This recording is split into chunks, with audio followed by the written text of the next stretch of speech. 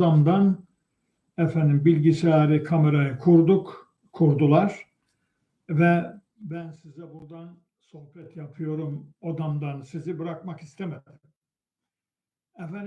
Gene geldiğimiz ayet 44. ayeti yapmıştık. İyi hatırlıyorum. 44. ayete bir mana verip orada bir takım konuların üzerine ufacık durarak 45. ayete geçeceğim. Şimdi ayette Yüce Allah diyor ki فَسَتَذْكُرُونَ hatırlayacaksınız. مَا أَقُولُ لَكُمْ size dediklerimi ileride, gelecekte hatırlayacaksınız. Yani mahşerde diyelim.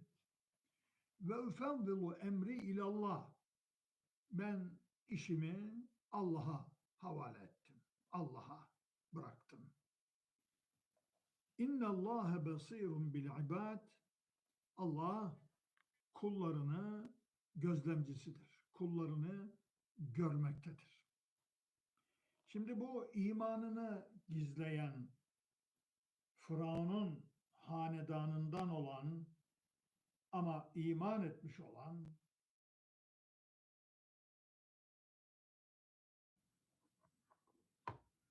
merhaba değerli izleyicilerim. Bugün size Antalya'dan Kristal Otel'den sesleniyorum. Merhaba değerli izleyicilerim. Bugün size Antalya'dan Kristal Otel'den sesleniyorum. Buraya geldik. Burada bir konferans, bir vaaz yaptım bugün öğleyin. Sizi de ihmal etmek istemedim. Oteldeki odamdan bilgisayarı, kamerayı kurdular ve ben size buradan sohbet yapıyorum. Odamdan sizi bırakmak istemedim. Gene geldiğimiz ayet 44. ayeti yapmıştık. İyi hatırlıyorum. 44. ayete bir mana verip orada bir takım konuların üzerine ufacık durarak 45. ayete geçeceğim. Şimdi ayette Yüce Allah diyor ki فَسَتَذْكُرُونَ hatırlayacaksınız. مَا أَقُولُ لَكُمْ size dediklerimi ileride, gelecekte hatırlayacaksınız. Yani mahşerde diyelim. Ve ufevvilu emri ilallah. Ben işimi Allah'a havale ettim. Allah'a bıraktım. İnne Allahe basirun bil ibad. Allah kullarını gözlemcisidir. Kullarını görmektedir. Şimdi bu imanını gizleyen Firavun'un hanedanından olan ama iman etmiş olan Yusuf peygamber zamanında kalan vahyin kültürünü almış. Çok iyi almış ama bir kişi hatırlarsanız epey zamandan beri onun konuştuklarını anlatıyoruz. Firavun'a karşı, kendi kavmine karşı. Şimdi burada diyor ki kavmine ileride benim size konuştuklarımı hatırlayacaksınız. Bu demek ki burada neler olduğunu, neler yaptıklarını, kendisine nasıl tebliğ yapıldığını mahşerde bile hatırlayacaklar veya bu dünyada istikbalde fesetedkuruna hatırlayacaksınız. Anacaksınız dediğim fakat ve ufevvilu emri ilallah dedi. Bu çok önemli bir nokta. Ben işimi Allah'a havale ediyorum. Yani bir sıkıntı olduğu zaman tahmin ediyorum bu kişiye etrafındaki insanlar bir tuzak kurmak istediler. Ağır bir tepki göstermişler ki ben işimi Allah'a bıraktım. Bu çok önemli bir nokta. Yani bu noktayı geçen hafta konuştuk. Hatta Allah'a bıraktım. Koruma etrafındaki insanlar bir tahmin en fevvilu emri ilallah dedi. Bu çok önemli bir nokta. Ben işimi Allah'a havale ediyorum. Yani bir sıkıntı olduğu zaman tahmin ediyorum bu kişiye etrafındaki insanlar bir tuzak kurmak istediler.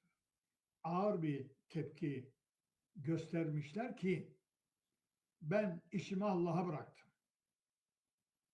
Bu çok önemli bir nokta. Yani bu noktayı geçen hafta konuştuk, hatırlıyorum. Konuştuk ama ben gene buraya bir değinmek istedim. İşini Allah'a havale etmek. Burada ve ufevvilu emri ilallah. Başka bir ayette mesela diyelim örneğin Mümtehine suresinin 4. ayetinin son kısmında İbrahim Aleyhisselam'ın kavmi, ümmeti Rabbena aleyke tevekkelna. Ya Rabbi sana tevekkül ediyoruz. Yani sana güvenip dayanıyoruz. Yani işimizi sana havale ediyoruz. Aynı şey yani. Bu ayetteki o kişinin ifadesiyle o ayeti İbrahim Aleyhisselam'ın ümmetinin bu duası ile buradaki aynı söz farklı kelimelerle ifade ediliyor ama netice aynı. İşi Allah'a havale etmek çok önemli bir nokta. Yani biz insanlar çalışacağız, bütün gücümüzü sarf edeceğiz, efendim ama işi Allah'a bırakacağız. Neticeyi ondan bekleyeceğiz. Neticeyi başka bir varlıktan beklemeyeceğiz. Şirk yok. Netice Allah'tan beklenir.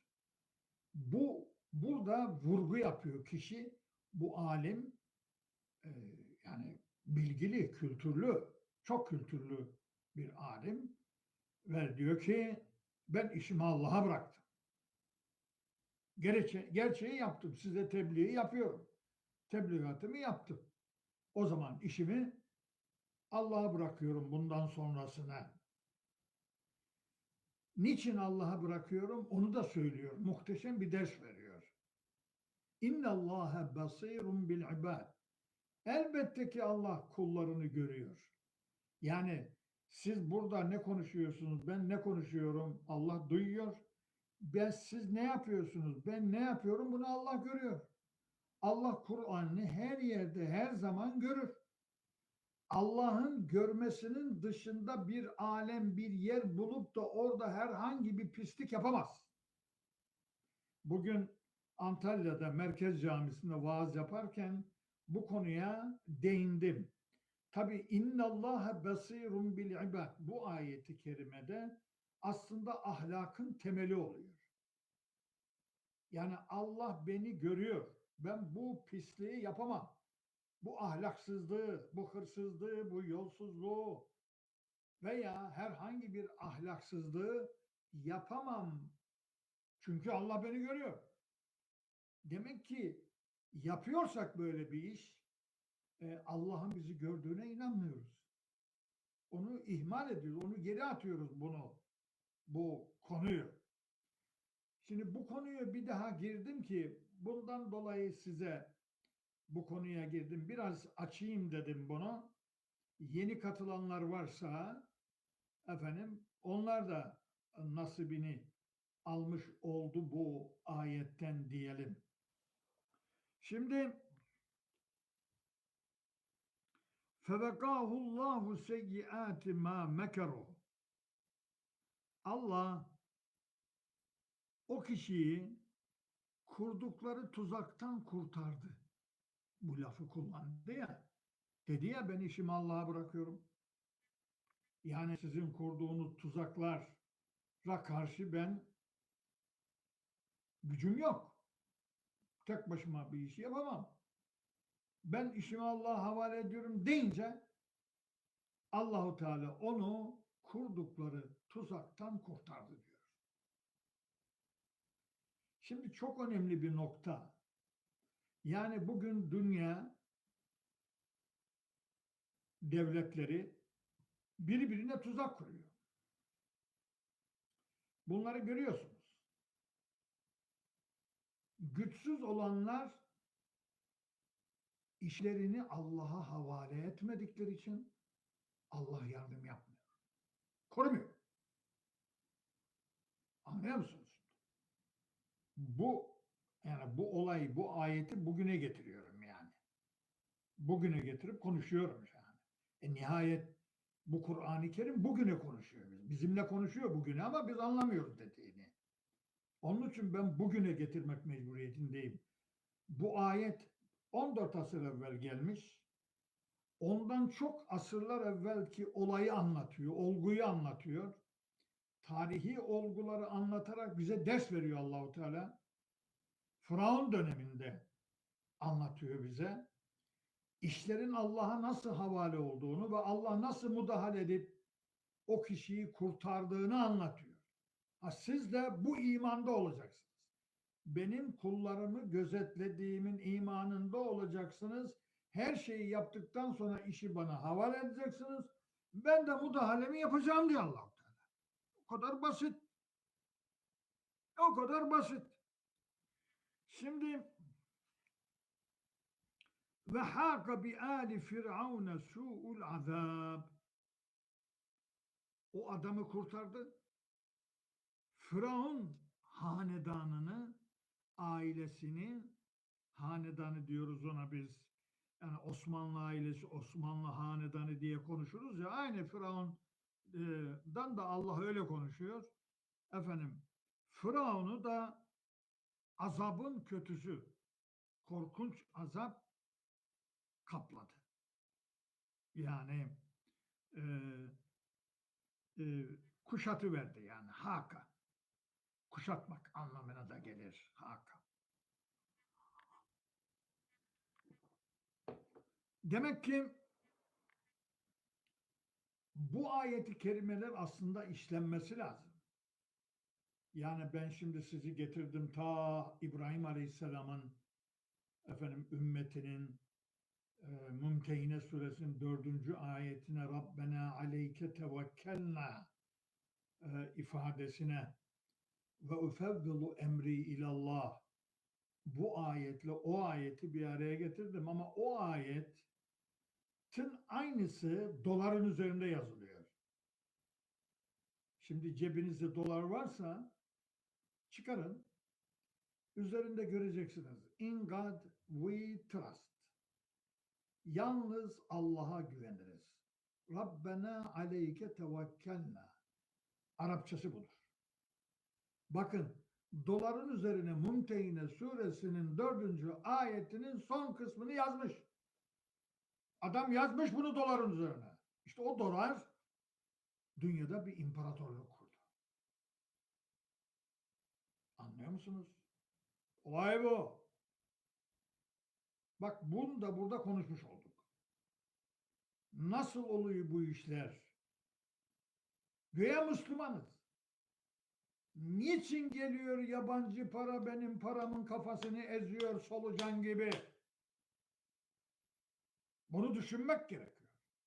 Bunu bütün İslam aleminin liderleri düşünmesi lazım. Düşünmesi lazım. Biz bunun için anlatıyoruz bunları. Bunları niye anlat? Ben hocayım. Ben akıl veririm. Ben insanların önüne koyarım problemi. Çözümünü de koyarım. Koyuyor işte. Ayet koyuyor. Ben koymuyorum. Ayet. Adamın doların üzerine yazıyor. In God we trust. Yalnız Allah'a güveniriz. Rabbena aleyke tevekkelnadır bunun Arapçası. Nasıl? Yalnız Allah'a güvenirim diyen para işte dünya imparatorluğunu kurmuş vaziyettedir. Dünyada herkes dolar arıyor. Ve bizim paramızın kafasını eziyor. Eziyor. Hala konuşuyoruz. İş yap, iş. Konuşma değil. İş zamanı. Ben bu kadar söylüyorum. Yani yapacağım benim buradan budur yani. Ne yapabilirim ki? Efendim.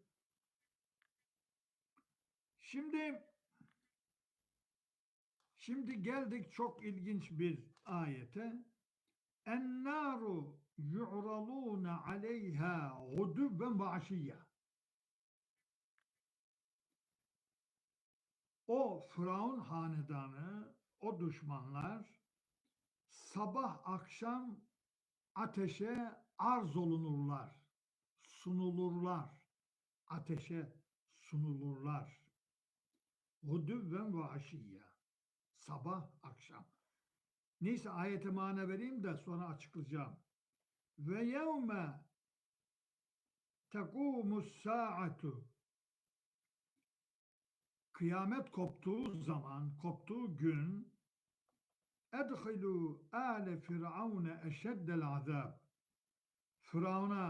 Firavun hanedanına, ailesine denir ki şiddetli azaba girin.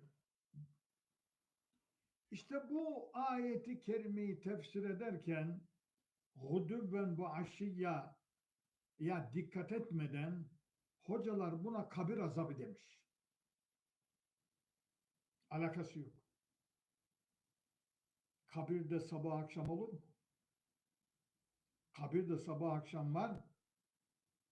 Var mı böyle bir şey? Yani o kadar yanlış yapıyorlar ki. Öyle yanlış hurafi anlayışlar katıyorlar ki. Şimdi sabah akşam ateşe sunulmak demek, bu dünyada bu azabı çekmek demektir. Yani 24 saat bu o demektir. Sabah akşam yani Allah Kur'an'da ifade ederken bir konuları bir metot kullanır. Buna deriz ki zikri kül irade-i cüz.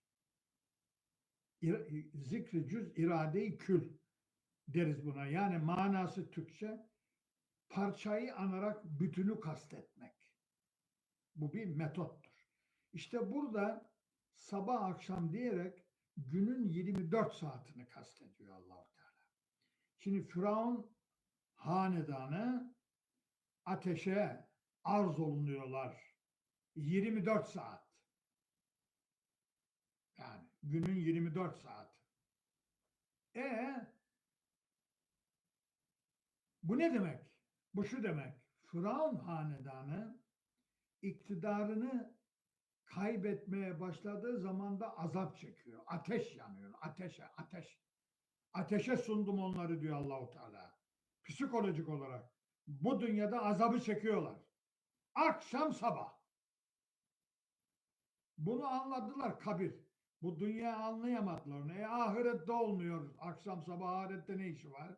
Filan diye bir türlü bunun altından çıkamadılar. Kabir azabı bunlar dayandırmaya çalışıyor. Hiç alakası yok. Kabir azabı diye bir olay yok. Dünya azabı var. Azabet dünya ve azabel ahire. Bunu söylüyor net. Dünya azabı hariç. Bu dünya azabı. Dünya azabı. Yani Firavun iktidarını kaybetmeyi kaybede o azap ona yetiyor. Ben Allah'ım diyor ama Allah kaybediyor iktidarını. Topraklarını, ülkeyi kaybediyor, elinden kayıyor. Bunu anlıyor. Azap oluyor ona. Bu ona azap oluyor. Anlıyor musun? Dünyevi azap çekiyor Firavun. Akşam sabah onu meşgul ediyor bu azap. Onu meşgul ediyor bu durum. Yani bu Hazreti Musa bunu iktidardan alacak. Bitti. Hele kendi hanedanından bu alim insanın iman etmiş olması, o imanını gizleyen, onun için bu sureye mümin suresi diyoruz. Yani o inanan adamdan dolayı Firavun hanedanı kendi hanedanındaki insanları kaybetmeye başladı. İman etmeye başladılar. İşte bu bir azap. Efendim, ve yevme tekumus sa'a. Kıyamet ayrı. Kıyamette de koptuğu zaman onlara denecek ki edhilu ale firavun eşeddel azab. Azabın en şiddetlisine girin denecek Firavun hanedanına. Şimdi bu böyle bir soru soruyoruz. Nasıl bir soru soralım? Allah bize bunu niye anlatıyor? Yani Firavun azaba girecekmiş, girmeyecekmiş. Eşeddi azaba girecek. Bu dünyada da sabah akşam şiddetli azap çekiyor efendim. Bu anlatım niye? Bu anlatımı bütün dünya liderlerine anlatıyor Allah. Yani geçmişten yaşanmışlık olayından, olgusundan vererek, örnekler vererek, anlatarak geleceğin liderlerine anlatıyor. Yani yanlış yaparsanız, Firavun gibi zulüm yaparsanız, Firavun gibi kendinizi Allah Tanrı olarak Tanrı yerine koyarsanız başınıza bunlar gelecek demektir. Yaşanmış bir olayla Firavun'un üzerinden geleceğe lef veriyor Yüce Allah. Muhteşem. O zaman işte bu ayet bize bir şey ifade ediyor. Bunu böyle açıklamadıktan sonra bir anlamı kalmıyor. Bir hikaye okuyorsun. Firavun'a böyle oldu, şöyle oldu, anlat, ne oldu? Bugüne ne diyor? Bugünü konuşacaksın. Bugünü. Efendim, şimdi demek ki anladık ki bu kabir azabı değil. Çünkü Firavun'un kabri yok ki. Firavun'un kabri yok. Firavun'un cesedi British Museum'da duruyor. Hani kabir? Kabir diyorlar. Kabir azabı yok. Kabri yok adamın. Allah-u Teala dedi ki seni öldüreceğim, cesedini dünyaya ibret olarak bırakacağım dedi Yunus suresinde. Öyle dedi ona ve bıraktı. Ve bunu buldular. British Museum'da 2. Ramses diye koydular. Ben gittim gördüm. Demek ki adamın mezarı yok ki kabir azabı olsun. Yani kabir azabı zaten yok. Bu uydurma bir şey. Efendim, şimdi şunu bileceğiz değerli kardeşler. Çalışmayan toplumlar, tanrılık iddiasında bulunan liderlerin emrinde kul gibi, köle gibi ezilen insanlar bu dünyada azap içerisinde. Sabah akşam azap içerisinde. Sabah akşam. Anlaşıldı mı? Ve iz yetehaccune finnâri, ateş içerisinde, yani cehennemde, ateşte hani tartışmaya başladı. Kim? Bak şimdi. Duafa, zayıflar. Yani Firavun'un köleleri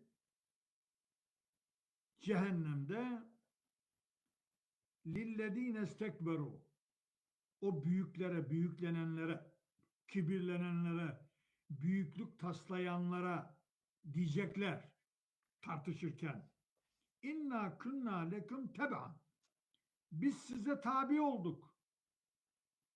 Dünyadayken size tabi olduk. Büyüktünüz. Hani Allah'lık iddiasına bulunuyordunuz. Hani biz de size uyduk. Fehel entum mu'nûne annâ nasîben minennâr. Şimdi bu ateşten bir parça bize hafifletebilir misiniz? Cehennemde konuşacak zayıflar, bu dünyadaki zayıflar, ezilenler, sömürülenler, köleleştirilenler, hiç karşı koyamayanlar, hiç Tanrı şeyinde olan liderlerini sorgulamayanlar, Ha, onlar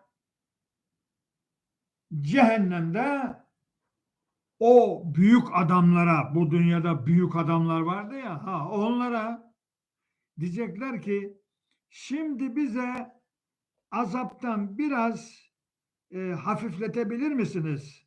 Savabilir misiniz o azabı bizden diyecekler. Allah mahşerdeki sahneyi anlatıyor. Tanrı'ya ne olacaksa biliyor buradan. Şimdiden biliyor. Bilemezse Tanrı olamaz. Orada hangi sözleri söyleyeceklerini bile söylüyor Allah-u Teala. Yani ne konuşacağını.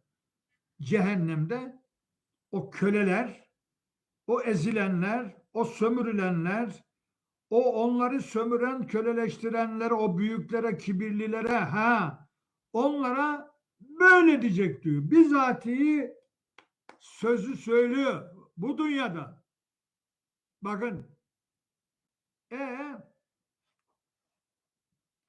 Galellezine stekberu, kibirliler de onlara şöyle diyecek diyor. Diyaloğu anlatıyor Allah-u Teala. Kibirliler de onlara şöyle diyecek diyor. İnna küllün fiha. Biz hepimiz o cehennemin içindeyiz. Yani demek isteyecek, siz haklı olsaydınız cehenneme gelmezdiniz. Biz cehennemlik, siz de cehennemliksiniz. Siz bize uydunuz. Siz de cehennemlik oldunuz. Hepimiz buradayız şimdi. Şimdi şu anda cehennem azabını ortaklaşa çekiyoruz. İnna Allaha gad hakeme beynel ibad. Allah kulları hakkında hükmünü verdi. Hüküm belli. Biz sizin azabınızı nasıl hafifletelim? Hüküm bellidir. Siz de suçlusunuz, biz de suçluyuz. Yani bu çok önemli bir nokta. Yani bu dünyada aklını kullanıp sorgulamayan insanlar, o büyüklük taslayanlara boyun eğenler, köleleştirilenler, şahsiyeti, kimliği sökülüp atılanlar, onlar da cehennemin içinde olacak o büyüklerle beraber. Onları kullanan, onları istismar edenlerle beraber olacaklar. Bunu nerede söylüyor? Bakın 113. ayeti var ya Hud suresinde. وَلَا تَرْكَنُوا اِلَى الَّذ۪ينَ ظَلَمُوا فَتَمَسَّكُمُ النَّارُ وَمَا لَكُمْ نَاصِرٍ. Aman Allah'ım. Ne diyor da? Zalimlere boyun eğmeyin. Meyletmeyin. Zalimlere meyletmeyin. Ateş dokunur size ve sonra yardım olunmazsınız diyor. Muhteşem. Şimdi bu ayeti bugüne uygulayın. Uygulayın. Dünyayı görün. Bu ayet var ya, şimdi bu ayet, buradaki ayet, oraya gittik şimdi. Gittik Hud suresinin 113. ayetinde. Allah diyor ki zalime meyletme. Ateş dokunur sana. Hem zalime dokunur hem meyledene. İşte burada onu söylüyor. Hepimiz beraber cehennemin içindeyiz. Allah hükmünü verdi. Şimdi biz size nasıl hafifletelim ki? Böyle bir şey olamaz yani. Siz de bize boyun eğdiniz, bize köle oldunuz. Siz de ateşlediniz. Siz de bize meylettiniz. Ateşe girdiniz. Bitti. Hüküm verilmiştir. Muhteşem. Şimdi bu Firavun Zuhruf suresinin 54. ayetinde Allah diyor ki فَاسْتَخَفَّ قَوْمَهُ. Firavun kavmini aldattı. İçini boşalttı. Hafifletti. Baba. Esas hafifletti. Firavun kavminin, insanların iradesini, şahsiyetini, kimliğini hepsini söktü, aldı, çuval yaptı diyor. Boş çuval gibi yığıldılar diyor. İtaat ettiler ona diyor. Boş çuval gibi. Şahsiyetleri, kimlikleri kalmadı. Muhteşem ya. Muhteşem. Bugünü görüyor musunuz? Şimdi bu ayeti bugüne uygulayın da kardeşim ya. Şu egemen güçlerin nasıl, bu geri kalmış ülkelerin nasıl içini boşalttığını, kültürünü, değerlerini, şunlarını, bunlarını, siyasetini, miyasetini, iradelerin söküp aldığını, çuval haline getirdiğini görüyorsunuz değil mi? Görüyorsunuz da. Söylememe lüzum var mı? Siz benden zekisiniz da. Diyor ki orada 54'te bir kitap yazdım bunun hakkında. Bir kitap. 500 sayfa bir kitap yazdım. Av festehaffe kelimesine 500 sayfa. Yeni çıktı. Aldatmak ve aldanmak diye bir kitap. Bak festehaffe diyor. Hafifletti. Yani çuvalın içini boşalttı, çuval yığıldı. Yani o çuvalın içinde ne vardı? O insanların iradesi vardı. Şahsiyeti vardı. Kimliği vardı. Anlıyor musunuz? Onları söktü aldı diyor. Çuvalı boşalttı, çuval yığıldı diyor. Feda ona itaat ettiler. İnnehum kânu kavmen fasıka. Onlar zaten fasıktı. Yoldan çıkmıştı o halk. Hepsi cehenneme. Bitti. Aha işte burada dedi hepsi cehennem. O kibirliler de, o büyüklük taslayanlar da, o ezilenler de, o köleler de beraber cehennemin içinde. Şimdi bizden söylüyorsunuz, bizi azabı hafifletebilir misiniz? Allah hükmünü verdi. Siz de cehennemlik, biz de yani olacak iş değil. Evet. Ve gâlellezîne finnâri, ateşte olanlar diyecek yani, lihazedinti cehenneme, cehennemin bekçilerine. Bu sefer kimse bir şey yapamıyor. Döndüler bu sefer cehennemin bekçilerine. Ud'u rabbeküm. Ne olur? Rabbinize dua edin de yuhaffif anna yevmen minel azab. Bir gün bizim azabımızı hafifletsin. Ne olur? Yani Allah'a dua edin de Rabbinize diyor. Kendi Rabbi değil ha. Bizim Rabbimize demiyor. Kafaya bak. Cehennemde bile bizim Rabbimiz demiyor. Kafaya bak. Diyor ki meleğe, cehennem bekçisine, Rabbinize, sizin Rabbiniz, bizim Rabbimiz değil diyor. Ya kafaya görüyor musun? Bu dünyada inkarla gitti oraya, hala orada öyle o kafada. Hala benim Rabbim demiyor, bizim Rabbimiz demiyor, sizin Rabbiniz. Benim Rabbim sana niye efendim azabını hafifletsin ki? Allah Allah, benim Rabbimse. Şimdi meleğe diyor ki sen Rabbine dua et, Rabbinize dua edin de bir gün bizim azabımızı ne olur bir gün hafifletsin. Bir gün bir nefes alalım yani bu azaptan bir nefes alalım diyecekler diyor Allah. Şimdi oradaki konuşmayı veriyor. Bu dünyada veriyor. Bak bu dünyada Allah öyle bir Allah ki oradaki öyle bir güç ki oradaki konuşmanın metnini veriyor burada. Değerli kardeşler, bak çok ciddi bir şey söylüyoruz. Metni bu dünyada veriyor. Orada olacağını. Allah bu. Yapamazsa bunu bu Allah olamaz. Bu sefer diyor melekler onlara şöyle diyecek diyor. Onu da söylüyor şimdi Allah. Galu diyecekler. Evelem tekü te'tikum rusulukum bil beyinat. Sizin peygamberleriniz size açık delil getirmediler mi? Size peygamberleriniz açık delil, mucizeler getirmediler mi?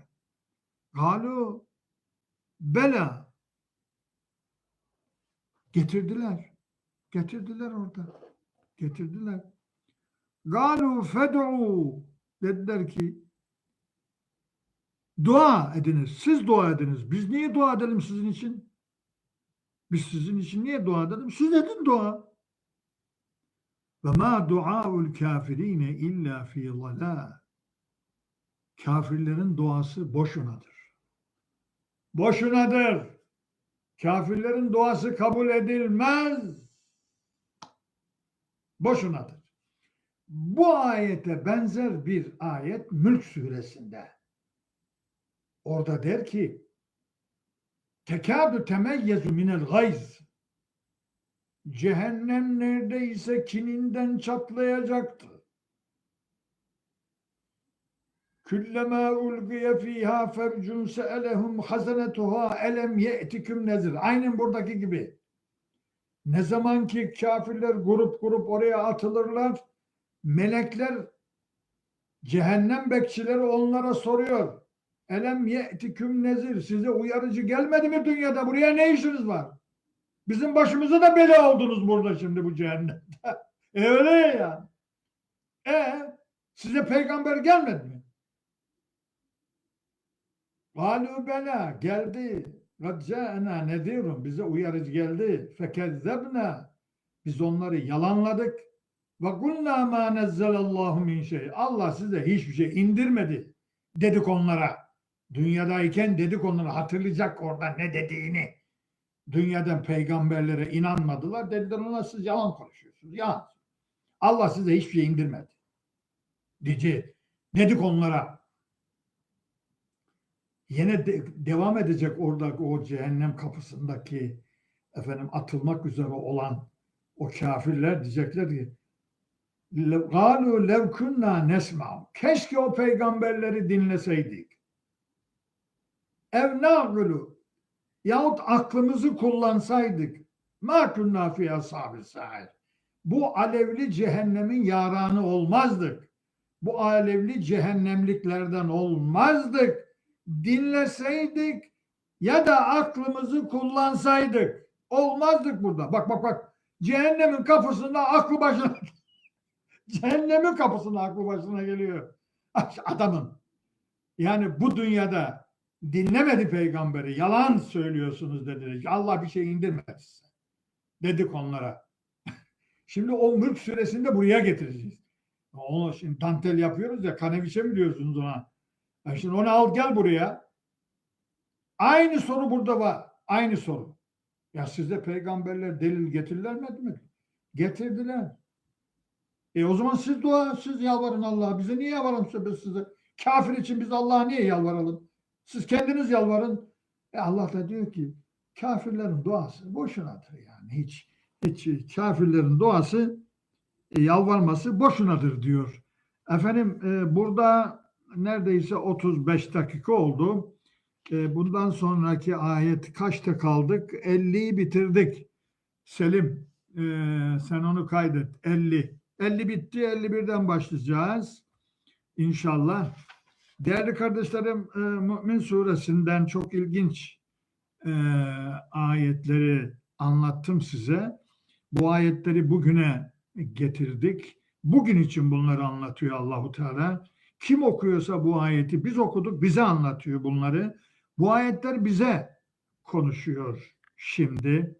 Ben tabii bu akşamki sohbetimi size Antalya'dan yapıyorum, otel odasından yapıyorum. Sağ olsun arkadaşlar, buradaki onlar da doğamızı alsınlar.